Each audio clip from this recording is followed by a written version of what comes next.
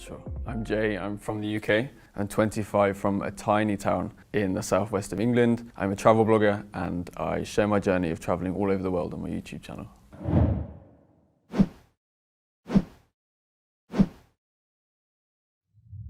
What is the aim of the J? Why are you traveling that much? I hopefully, inshallah, will change the negative perceptions about Muslims all across the world. I post on YouTube and my Instagram all the positive things about the culture, the food, the people, the way of life to hopefully change perceptions back in the UK. Back in the UK and America, perceptions about Muslims are incredibly negative and hopefully, inshallah, I will change that. In one of your videos, you said that you love Pakistan and Turkey more than other countries. What is the reason for that? Why Pakistan and Turkey? I think I love Pakistan so much because, again, I never heard anything positive about this country. The main things I heard were terrorism and war and violence. And I went there and all of my expectations were beat. Everyone was so kind, so nice. The food was some of the best I've ever had in the whole world.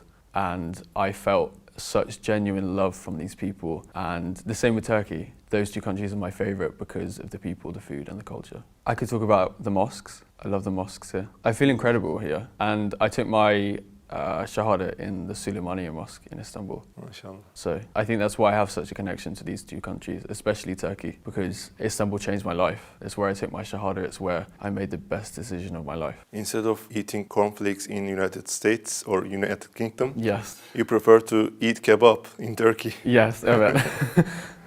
What was the most interesting thing that you have shocked when you visited those countries, Pakistan, Mexico, Turkey, Egypt?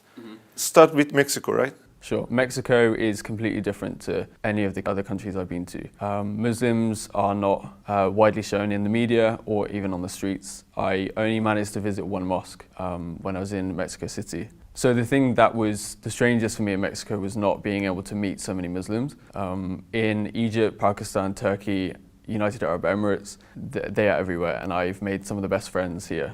How did you hear about Islam for the first time? That goes back probably 20 years when we go back to the story of 9/11. The first time I heard about Islam in a very negative way. And if we're talking more of a positive thing, I learned about Islam probably 3 years ago from traveling, meeting these people. And then I really learned about Islam when I read the Quran last year during lockdown. How did you perceive Islam before you became a Muslim? Did you have any prejudice? Yes, I had very negative perceptions about Muslims. Especially, there was many attacks in the UK from extremists. And the media has a very good way of making that stereotype to 2 billion people when it's just a handful of bad people making those choices. I would cross the street if I saw a woman wearing a hijab in London. That's how bad my mind was affected by the media in the UK, because I didn't give myself the opportunity to really learn what Islam was about.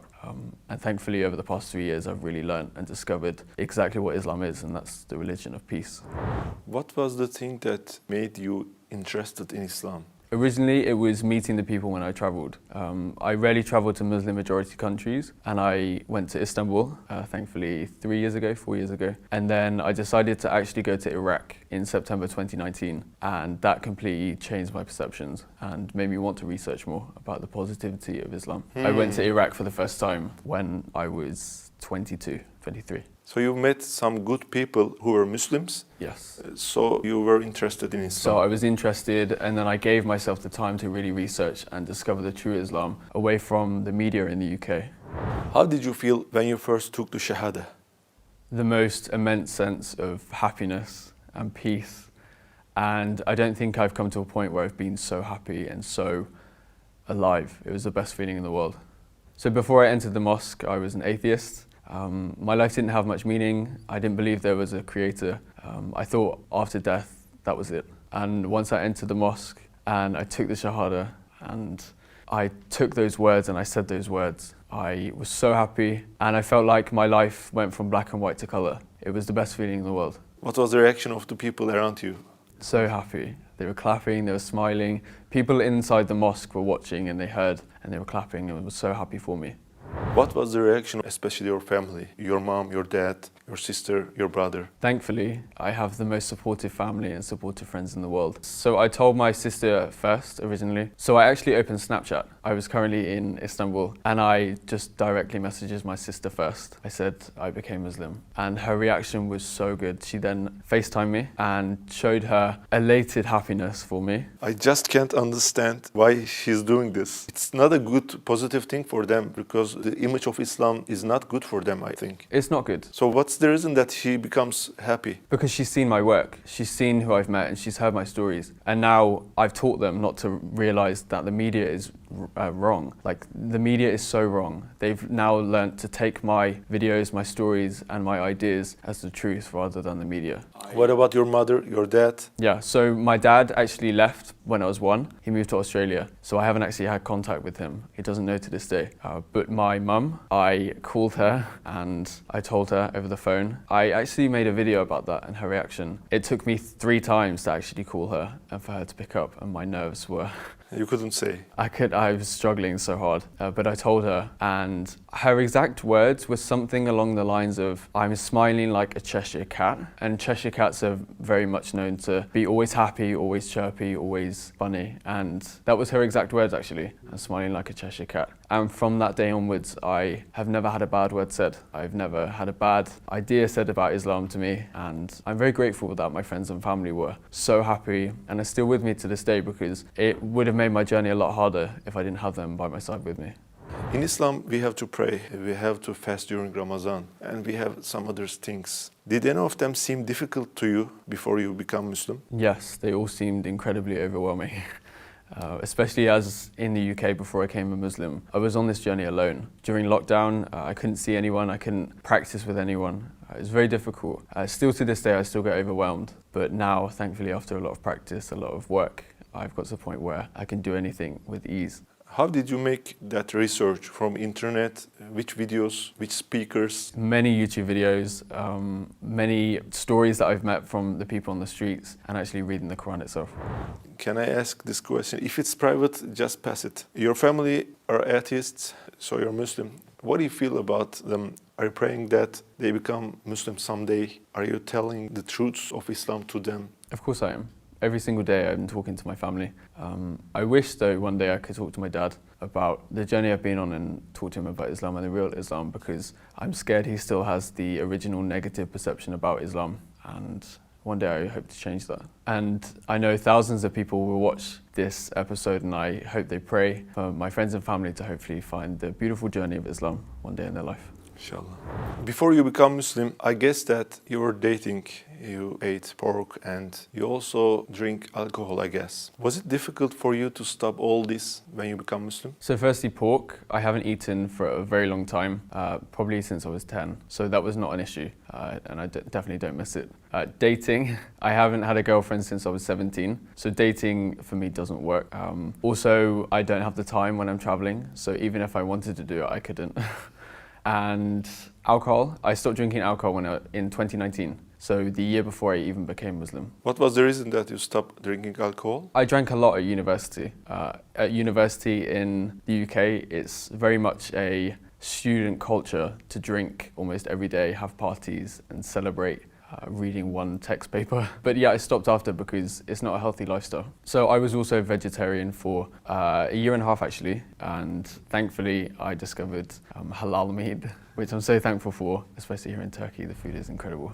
You have a YouTube account and Instagram account, and you're popular. I guess that you have messages who wants to date with you. Am I right? Yes, every single day. What is your reaction to them? I don't reply, or I block. Because people shouldn't be asking me that. And I also get messages from women and girls' mums, emails and Instagram messages and comments on YouTube asking me to marry their daughter, and I definitely do not reply to them. And also, I don't plan to get married in the near future, especially in the next 2 or 3 years. There's so much of this beautiful Muslim world that I have to discover and more incredible people I have to meet. So until I'm maybe 29 or 30, I do not plan on getting married. There's so much I need to discover, learn and explore.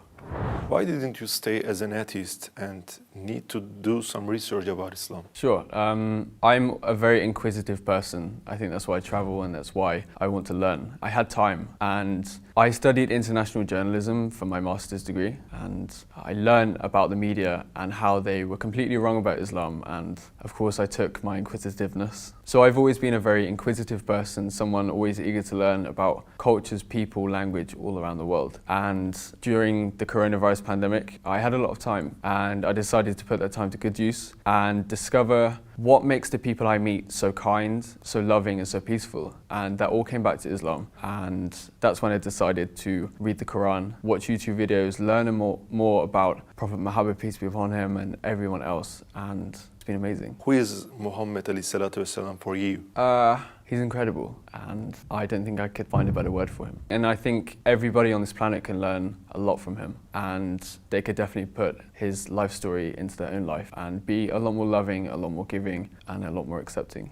If there was a chance to speak to all non-Muslims in the world, especially for the ones who have prejudice to Islam, what would you like to say if you had 1 minute? Learn from your own personal experiences, not the media. Travel the world, travel to Muslim majority countries, and give yourself the opportunity and the time to speak to Muslims and learn about their journey, their stories and their life, because I promise it will never be what the media says. And also when you travel around the world and if you see any kind of negativity, just know that Islam is perfect and Muslims are not. We are very nice to meet you, brother. Thank you so much. Your journey, your story is very interesting. Inshallah, your aim is great. Inshallah, you will be succeeded, brother. Inshallah, I can keep doing this until the whole world finally has a positive view of Islam. شكرا يا ربي شكرا هديت قلبي شكرا نورت دربي شكرا شكرا يا رب شكرا يا